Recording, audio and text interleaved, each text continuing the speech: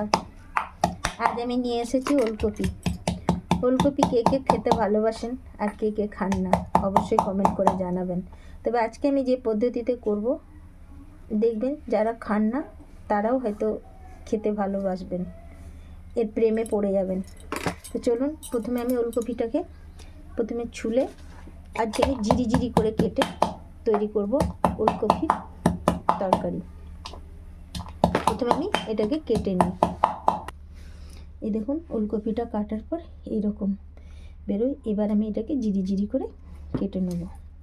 এটা ছোট ছোট পিসও করা যায়, ওইভাবেও করে এটা রান্না করা হয়, কিন্তু জিরি জিরিটা আমার বেশি ভালো লাগে, তাই আমি আজকে জিরি জিরি করে আলু ভাজার মতো করে কাটব। এই দেখুন, আমি জিরি জিরি করে ওলকপিটাও কেটে নিয়েছি দুটো, আর একটা আমি তার সাথে আলু দিয়েছি। আলু অপশনাল, নাও দিতে পারেন, তবে আলু ছাড়া আমাদের ভালো লাগে না, তাই একটা আলু দিয়ে দিলাম। কড়াইয়ে তেল বসিয়ে দিয়েছি।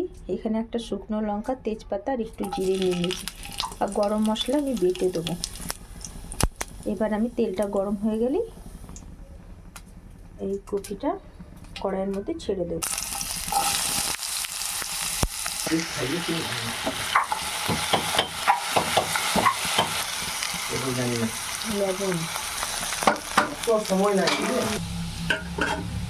এটা ভাজা হয়ে গেছে, আমি একটুখানি এবার টমেটোটা অ্যাড করে দিচ্ছি। টমেটো দিয়ে একটু নাড়াচাড়া করে এবার আমি একটু মশলা দিয়ে দেবো। টমেটোটা জাস্ট একটু হালকা একটু ভাজা হয়ে যায়, গন্ধটা চলে যায়। এই পেস্টটার মধ্যে আমি আদা, জিরে, লঙ্কা, পেঁয়াজ আর রসুন একসাথেই পেস্ট করে নিয়েছি, আর একটু গরম মশলা সব একসাথেই পেস্ট করে নিয়ে নিয়েছি। এটা আমি 2 চামচ মতো দিয়ে দিলাম। এবার মশলাটাকে কষিয়ে নেব। ধনে গুঁড়ো আমি উপর থেকে একটু দিয়ে দেবো।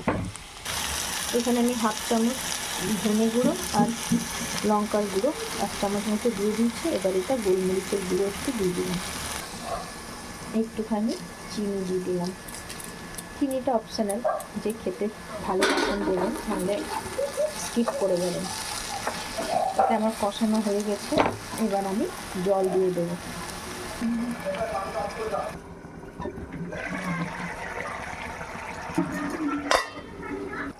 আমার রান্না কমপ্লিট। এবার আমি একটু গরম মশলা দিয়ে দেবো, উপর থেকে গুঁড়ো গরম মশলা দিয়ে দিচ্ছি। সামান্য একটু দেবো, যেহেতু বাটাটা আমার দেওয়া আছে। আর স্বাদটাকে বাড়ানোর জন্য একটু ঘি। কি রান্নাটা খুব সুন্দর না? খুব সহজেই হয়ে যায়। একটু সেদ্ধ হতে শুধু একটু টাইম লাগে এটার। একটু ঘি দিয়ে দিলাম, আর একটু দিয়ে দেবো আমি কাসুরি মেথি। ব্যাস হয়ে গেল আমার রান্না কমপ্লিট। তো কি বন্ধুরা, কেমন লাগলো আমার এই ওলকপি রেসিপিটা? ভালো লেগেছে তো? তাহলে আপনারাও একদিন করে ফেলুন, আর গরম গরম ভাত বা পরোটার সাথে, রুটির সাথে, কিছুর সাথেই খান, খুব ভালো লাগবে। ভালো লাগলে দয়া করে লাইক, কমেন্টে শেয়ার করে দেবেন। চলুন, আজকের মতো এই পর্যন্তই। নমস্কার, ধন্যবাদ, টাটা।